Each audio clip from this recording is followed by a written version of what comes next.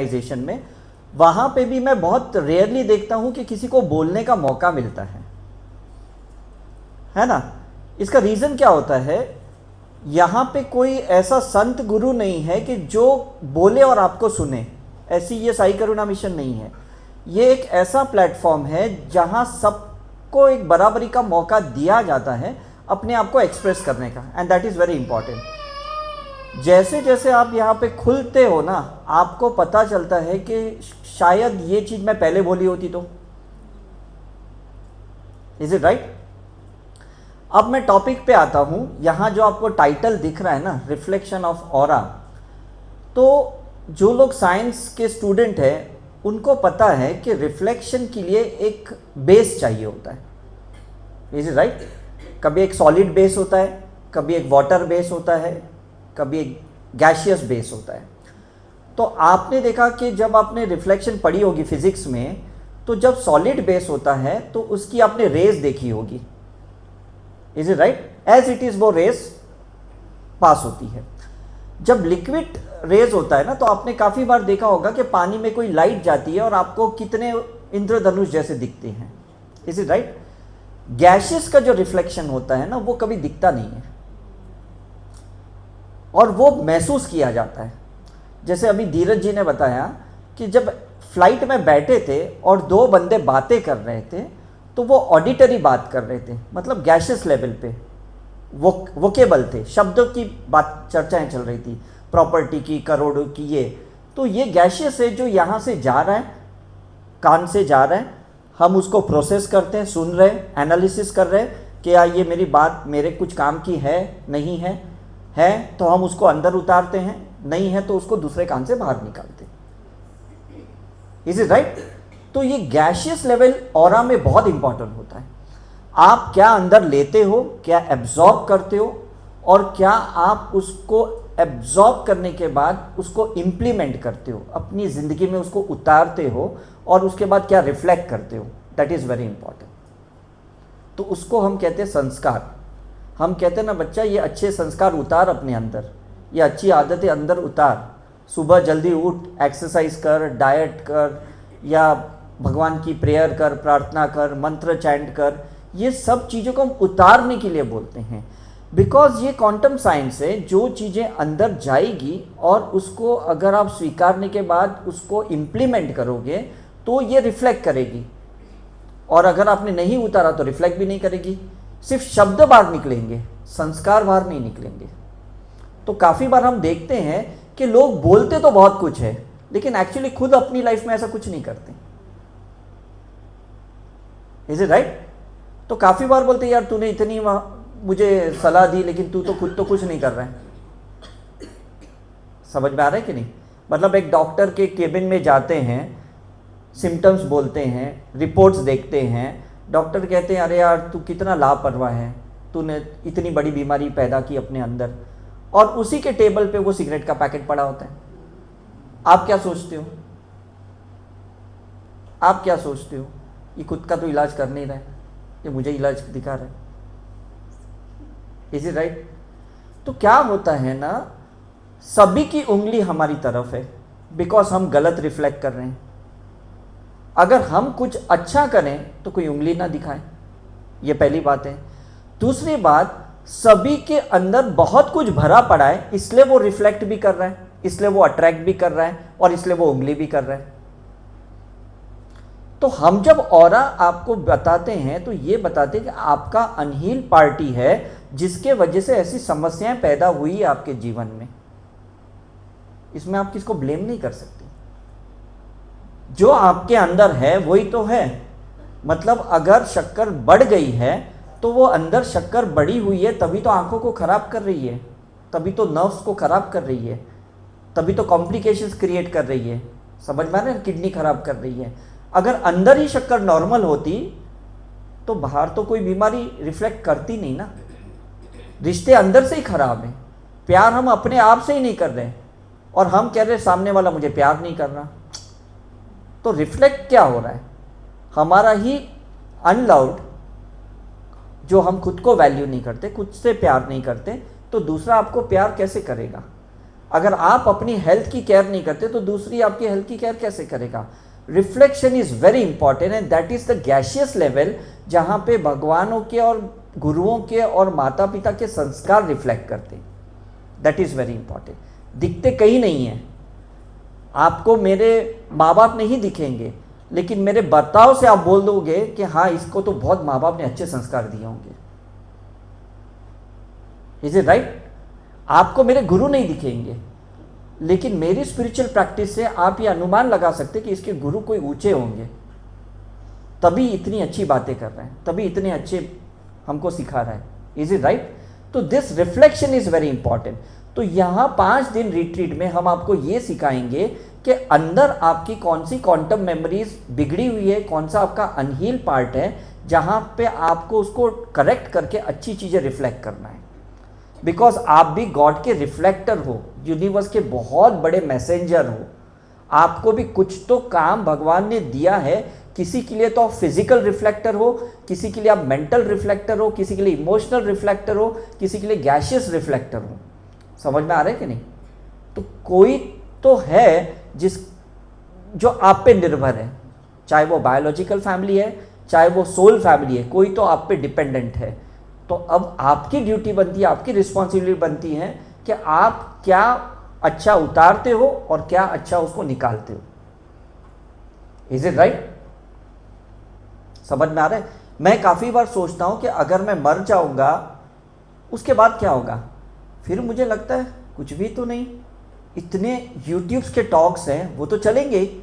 मतलब मेरा तो सिर्फ फिजिकली मरना होगा, लोगों के दिलो दिमाग में तो ये यूट्यूब चलेंगे कि नहीं।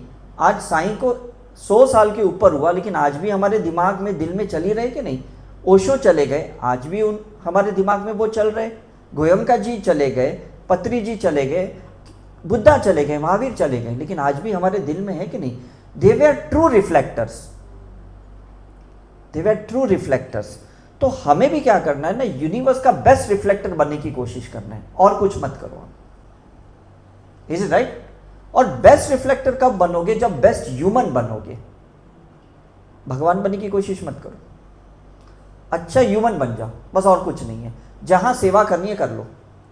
तो क्या होगा ना, दूसरे को लगे ये अपने जैसा है, तो वो आदमी खुलता है। अब बच्चे के साथ उसकी टोनलिटी में बात करोगे तो बच्चा खुलता है कि नहीं? बच्चे के साथ एकदम एडल्टली बात करोगे तो बच्चा नहीं खुलता है। Is it right? तो यही चीज होती है कि जब हम सेम रहते हैं, जैसे आज हम बोलेंगे अरे हमारे बच्चे आजकल हमारे साथ रहते नहीं, क्योंकि उनके फ्रेंड्स उनके रिफ्लेक्टर हैं, हम उनके रिफ्लेक्टर नहीं हैं। हम कुछ बड़े लगते हैं उनके सामने, हम डांटते हैं, हम अच्छा बुरा बोलते हैं, हम जस्टिस इनजस्टिस की बात करते हैं। फ्रेंड्स नहीं करते ये सब, दारू पीते, सिगरेट पीते, वो कभी भी ऐसी पाप पुण्य वाली बातें नहीं करते। तो वो अच्छे रिफ्लेक्टर है कि नहीं फ्रेंड्स? तो किसके साथ वो टाइम स्पेंड करेंगे? Is it right? ये एक्स्ट्रा मैरिटल अफेयर्स क्यों होते हैं? क्योंकि कोई तो है, किसी को लड़का किसी को लड़की अच्छा मिलते हैं और वो उसकी दिल की बात बोलते हैं या दिल की बात समझते हैं, वो अच्छे रिफ्लेक्टर्स हैं। शायद हस्बैंड भी ऐसा नहीं है, शायद वाइफ भी ऐसी नहीं है, तो इसमें गलती किसी की नहीं है। हमें बस चाहिए कि कोई हमारे दिल में जाए और हमें दिल से अपनाए। This is true reflection. कोई हमारे दिल में जाए और कोई हमें दिल में जगा दे, दिस इज अ रिफ्लेक्शन। तो आज भी लाखों लोग या करोड़ों लोग जो शिरडी में आते हैं या वर्ल्ड ओवर में साईं के टेम्पल्स बनाते हैं और दर्शन करते हैं, वो उनको एक रिफ्लेक्टर मानते, तभी तो जाते कि नहीं। मैं यूएस में जाता हूँ, वहाँ साईं के टेम्पल, सिंगापुर में जाता हूँ, वहाँ साईं के टेम्पल, दुबई में जाता हूँ, वहाँ साईं के टेम्पल। मैं सोचता हूँ वो यहाँ के थे, वहाँ टेम्पल्स क्यों? लेकिन जब कोई इंसान आपके दिल में बैठ जाता है ना, तो वो सब जगह अवेलेबल होता है। तो आप भी ऐसे ही बन जाओ। सिर्फ अपनी फैमिली के लिए अच्छे रिफ्लेक्टर मत बनो, पूरी सोसाइटी के लिए, पूरे यूनिवर्स के लिए, पूरे नेशन के लिए अच्छे रिफ्लेक्टर बन जाओ। और कैसे बनोगे? हीलिंग के साथ। हीलिंग एक ऐसा माध्यम है जहां से आप किसी के भी दिल से जुड़ सकते हो। फिर आप प्रॉपर्टी हीलिंग के थ्रू जुड़ो, या इंडिविजुअल हीलिंग के थ्रू जोड़ो या ऑब्जेक्ट को हील करो, कैसे भी करके। जैसे सर ने बताया, ये जो इलेक्ट्रॉन्स हैं, इस इलेक्ट्रॉन्स को प्रोटॉन्स की ज़रूरत है और हीलर्स ही है जो प्रोटॉन्स को इन्वोक कर सकता है और उसको न्यूट्रल कर सकता है इलेक्ट्रॉन्स को। और शिवा तो शून्य ही चाहते हैं, शिवा प्रॉपर्टी नहीं चाहते हैं। मतलब ये नहीं चाहते कि भाई तुम कोई बहुत बड़ा कोई एम्पायर खड़ा करो, तुम जितने शून्य बना सकते हो तुम उतने गॉड के नज़र में रीच हो।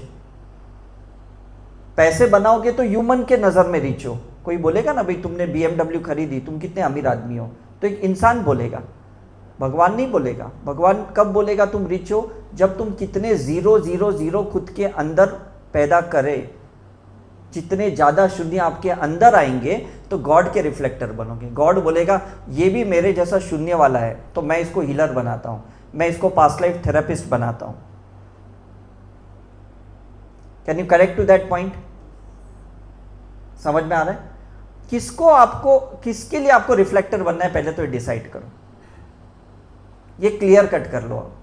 मैंने डिसाइड किया, जिस दिन मैंने अपनी मेडिकल प्रैक्टिस छोड़ी, मैंने डिसाइड किया कि मुझे पेशेंट के लिए रिफ्लेक्टर नहीं बनना है कि ये डॉक्टर बहुत अच्छा दवाई देते, ये बहुत अच्छी इलाज करते, ये नहीं चाहिए।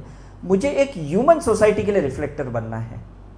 तो शुरू में मैं जैनिज्म को बहुत फॉलो करता था, बिकॉज मेरी फैमिली का कल्चर बहुत अच्छा था।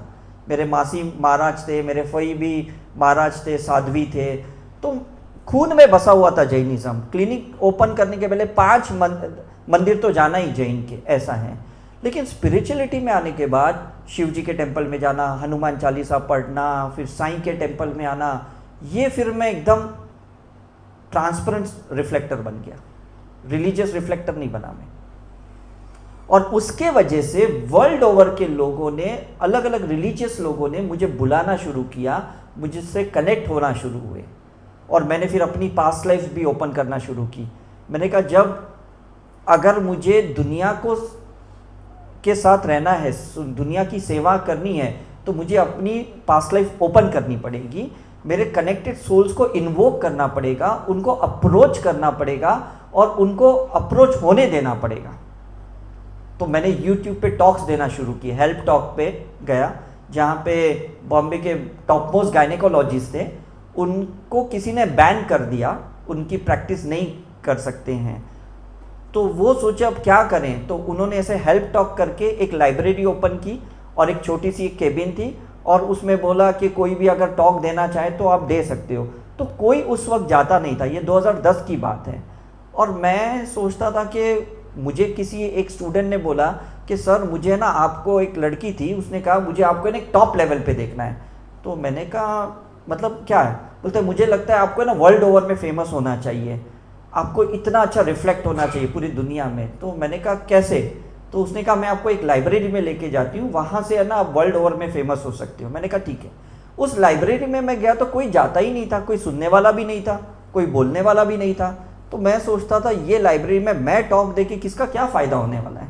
लेकिन मुझे वो लड़की के अंदर है ना, वो बहुत अच्छी एक मासूमियत दिखी और बहुत ऐसे पॉजिटिव इंटेंशन दिखा। तो जैसे मैं ऐसे वो कैमरे के सामने बैठता था, जो कैमरा मैन था वो स्टार्ट करके भाग जाता था, और कुछ 1-2 एजेड लोग थे, सीनियर सिटीजन, वो खराटे मारते थे मेरे टॉक में, सो जाते थे। तो मैंने सोचा जाने दो, it's a god's divine calling, मुझे जो भी अपना अंदर है एक्सप्रेस करने दो। मैंने साइकिक सर्जरी के टॉक्स दिए, पास्ट लाइफ रिग्रेशन के टॉक्स दिए, करुणा हीलिंग के, ऐसे बहुत से मैंने टॉक्स दिए, ऐसे है। और आज जब मैं उस यूट्यूब पे वो टॉक्स देखता हूँ तो 40,000 लोगों ने देखे, कोई लाख लोगों ने वो टॉक देखे। मतलब देखो ये रिफ्लेक्शन कब फ्रूटफुल होगा, यू नेवर नो। समझ में आ रहा है? It will take time. वो सीड्स तब डाले थे, आप डाइनिंग टेबल पे बैठते हो सब्जी खाने के लिए, और आपको पता ही नहीं है ये सब्जी पकाई किसने, काटी किसने, धोई किसने, कौन से ट्रांसपोर्टेशन से आई, कौन से एग्रीकल्चर से आई, और उसका ओरिजिनल सीड क्या था जिसके वजह से ये सब्जी आपके डिश में आई। Can you imagine the journey of the vegetable?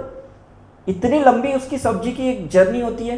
तो आपको नहीं लगता ह्यूमन की जर्नी तो उससे भी 100 गुना ज़्यादा होगी? ये सोल कहाँ से आई, कितनों को मिली है, कितनों से क्या पॉजिटिव नेगेटिव लेसन सीखे हैं, कितनों से कितने रिश्ते बना चुकी है ये आत्मा, मतलब आप इमेजिन भी नहीं कर सकते।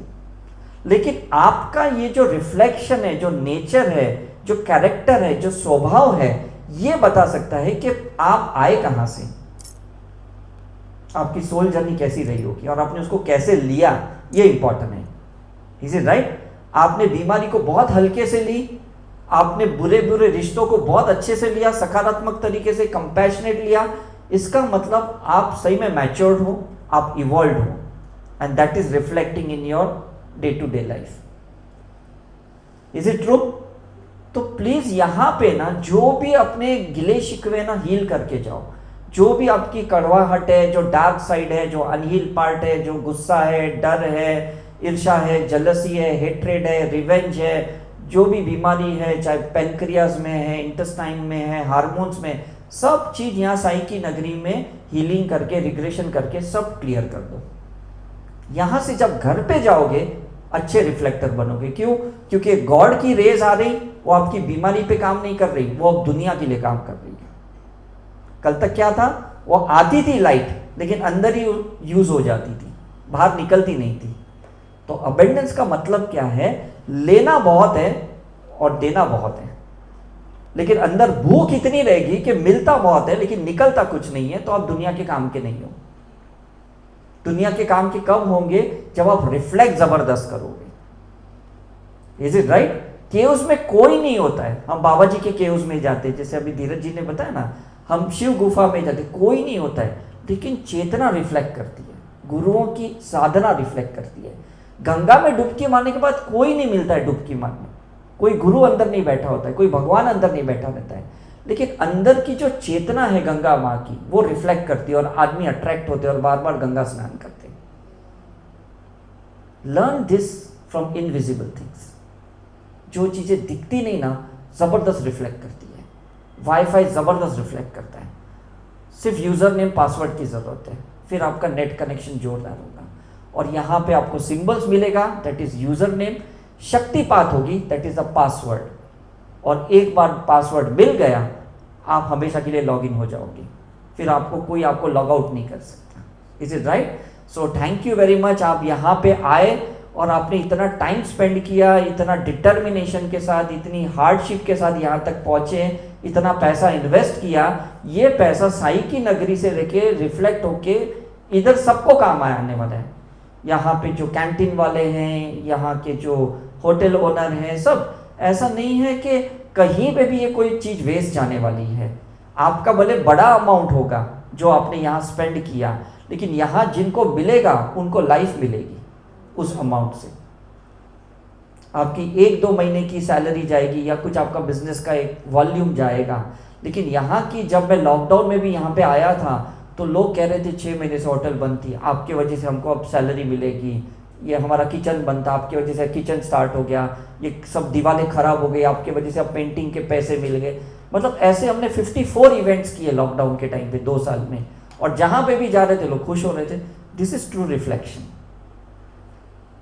आपके वजह से लोगों का फायदा हो रहा है ना, किसी की घर गृहस्थी चल रही है, किसी का कुछ चल रहा है, तो बहुत कमाओ, बहुत स्पेंड करो।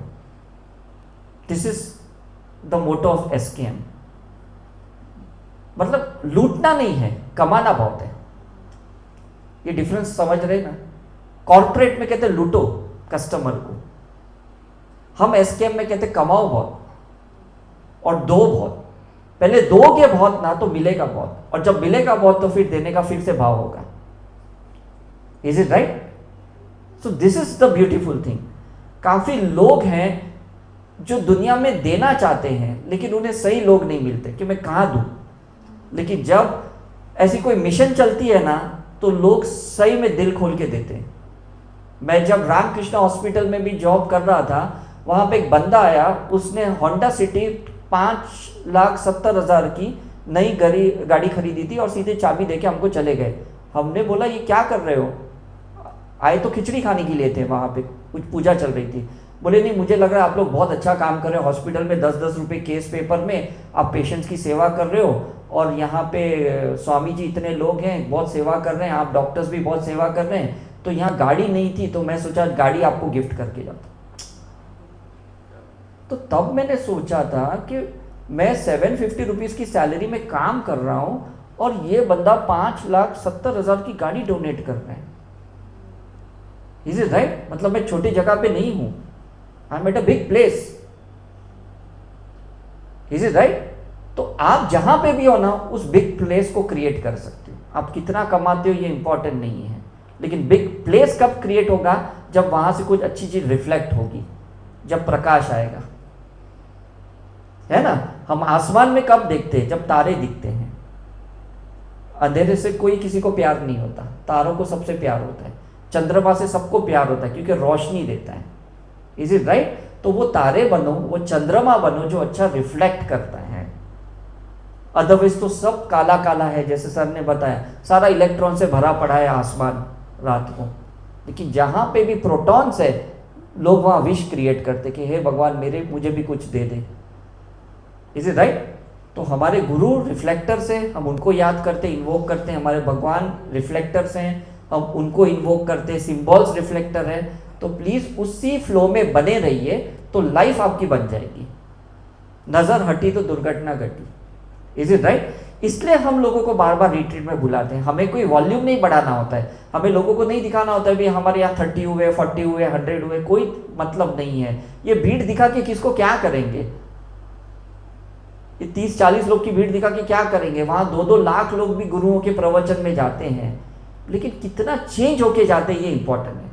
कितना बदल के जाते हैं ये इंपॉर्टेंट है। कितनी लाइट लेके जाते हैं ये इंपॉर्टेंट है। कितने परिवर्तन होके, ट्रांसफॉर्मेशन होके जाते हैं ये इंपॉर्टेंट है। सिर्फ भीड़ इकट्ठा करना बड़ी बात नहीं है। यहाँ पे तो टेंपल में आप जाओगे, सोचोगे कि अरे 2 घंटे लगे, 3 घंटे लगे, लेकिन जैसे गए वैसे ही लोग बाहर निकलते। कहाँ कोई चेंज होके निकलता है? देखा है कभी? सिर्फ अपनी बैटरी चार्ज करते हैं मैनिफेस्टेशन के लिए, नारियल चढ़ाते, फूल चढ़ाते और रिचार्ज होके निकल जाते हैं। ट्रांसफॉर्मेशन होके कोई बाहर नहीं निकलता है। कभी नहीं देखा होगा कि कोई बड़ी घाट से गया और बाहर आया तो छोटी घाट होगी। कभी देखा है आपने? नहीं देखा है। लेकिन मैंने साई करना मिशन में देखा है कि लोग बड़े बड़े प्रॉब्लम लेके आते हैं और जाते आते छोटे छोटे छोटे छोटे होते हुए पूरा प्रॉब्लम निकल जाता है। This is transformation. Is it right? तो ये कब होता है? जब आपके जैसे हीलर्स यहाँ पे होते हैं और जब एक दूसरे को ब्लेस करते हैं, एक दूसरे के लिए अपने हृदय चक्र खोलते हैं, हार्ट चक्र खोलते हैं, तब एक अच्छी तरंगे बाहर निकलती है। और उस तरंग से जो फोटॉन्स निकलते हैं ना, सारे इलेक्ट्रॉन्स प्रोटॉन के साथ न्यूट्रल हो जाते हैं, शिवा बनते हैं, माँ की शक्ति बन जाते हैं। तब जाके हमारे अंदर हीलिंग पोटेंशियलिटी एक्टिवेट होती है, तब जाके रिजल्ट मिलता है। Is it right? तो बहुत जबरदस्त साइंस है। जो लोग फर्स्ट टाइम आए ना, उनको बहुत मजा आएगा। उनको इसलिए मजा आएगा क्योंकि एक अलग दुनिया से, फिजिकल दुनिया से एक क्वांटम फिजिक्स की दुनिया में यहाँ पे आपने कदम रखा है। और जो लोग रिपीटर्स हैं, उन्हें तो ऑलरेडी पता है कि हमें हर बार यहाँ कुछ नया मिलता है। हम कोई भी पुरानी चीज को लेके यहाँ से नहीं जाते। समझ में आ रहा है? बिकॉज हम आपको मिलने से पहले ना खुद की बहुत हीलिंग करते हैं, खुद की बहुत साइकिक सर्जरी करते हैं। पुराना डेटा को हम डिलीट करते हुए यहाँ पे आते, तब जाके कुछ नया यहाँ पे आता है। तो दिस इज द रिफ्लेक्शन। घर वाले भी खुश होंगे कि तुम गए थे कुछ डार्क एनर्जी के साथ, आए हो कितने तेज रोशनी के साथ, उजाले के साथ। समझ में आ रहा है? तो आपकी वजह से उनका भी फायदा होगा। इन्वेस्टमेंट भले आपने अपने लिए किया है, लेकिन फायदा तो पूरी दुनिया को होगा कि नहीं? Is it right? तो जब हम मरने के बाद भी लाइट फॉर्म में गॉड के साथ बैठेंगे, तो वो प्रकाश गॉड को दिख जाएगा कि ये कुछ तो ज्यादा एड ऑन करके आया है। मैंने 10 वॉट का भेजा था, ये 50 वॉट का बल्ब बन के मेरे पास आया है। तो वो कहेगा you are now evolved, you are next level of the soul, ऐसे कहेंगे वो। समझ में आ रहा है? सो उसके लिए बहुत पेन लेना पड़ेगा, बहुत तकलीफ लेनी पड़ेगी, थोड़ा संघर्ष करना पड़ेगा, अपने आप को तोड़ना पड़ेगा, कंफर्ट से बाहर आना पड़ेगा, तब उसको खुश कर पाओगे। अदरवाइज पॉसिबल नहीं है। Is it right? So thank you very much once again. हम लोग इसी तरीके से बहुत कुछ सीखेंगे। जरूरी नहीं कि आप मुझसे सीखो, यहाँ सारे लोग आपने अभी समझ लिए, सबने अपने अपने अच्छे अच्छे अनुभव ले चुके हैं, सब लोग अच्छे अच्छे रिफ्लेक्टर्स हैं। प्लस आप अपना फेथ का रिफ्लेक्टर बनाए रखिए, बेस को अपना एक फेथ रखिए कि मुझे पता है यहाँ से मुझे बहुत कुछ मिलने वाला है। Is it right? फेथ को है ना सॉलिडिफाइड मत कीजिए। ये विश्वास है ना, उसको ऐसा मत बनाए कि नहीं मुझे इसी से सुनना है, मुझे इसी से समझना है, मुझे इसी से पास्ट लाइफ करना है, ऐसा नहीं है। उसको ट्रांसपेरेंट रखिए कि गॉड आज जिसको भी क्रिएट करेगा मेरे लिए वो बेस्ट रहेगा, चाहे वो रूम पार्टनर है, चाहे वो मेरा PLR पार्टनर है, मेरा हीलर है, मेरा टीचर है, मेरा स्पीकर है, जो भी है, आप उसको दिल से स्वीकारना। Is it right? तो कल लोग आपको स्वीकारेंगे। अगर आपने रेजिस्ट किया कि भाई मुझे तो इससे सुनना नहीं है, मैं तो और किसी के लिए आया था, तो कल लोग आपको नहीं स्वीकारेंगे। राइट? तो यहाँ अच्छा बुरा हम ऐसा कुछ नहीं रखते हैं, कोई जजमेंटल पार्ट नहीं है, सब लोग बराबरी के हैं। जितना आप सीखने को यहाँ पे आए हो उतना हम भी आपके साथ आए हैं, सिर्फ हमारे कुछ सीखने के क्वेश्चंस अलग हैं, आपके अलग हैं, लेकिन स्कूल तो एक ही है। Is it right? तो अब ऐसा नहीं बोल सकते कि हम कोई हायर स्कूल के हैं और आप लोअर स्कूल के हैं, ऐसी बात नहीं है। कुछ क्वेश्चन आपके अंदर है, मैं अभी रीड कर पा रहा हूं, कुछ क्वेश्चन मेरे अंदर भी है, लेकिन जब हम आपको आंसर देते हैं ना तो हमें हमारे क्वेश्चन के आंसर मिलते हैं। This is the true reflector. Is it right? तो जब हम भगवान के मंदिर में जाते हैं ना, कुछ मांगते हैं ना, बाहर आते क्या होता है, भिखारी मिलते हैं ना, भीख मांगने वाले। तो गॉड बोलता है भाई तूने मेरे से भीख मांग ली, ये तेरे से मांग रहा है, तू कितना इसको देगा उतना मैं तुझे अंदर दूंगा। That's a simple concept. Is it right? So आप सोचो ये यूनिवर्स की कुछ तो जबरदस्त है, कुछ तो है उसकी, जो क्वांटम सर्किट कहें या वेब कहें, ये पूरा वेब डिजाइनिंग है उसकी। और उस वेब डिजाइन में ना हम लोग को कहाँ प्लेस होना है ना, ये हमारी चॉइस होती है।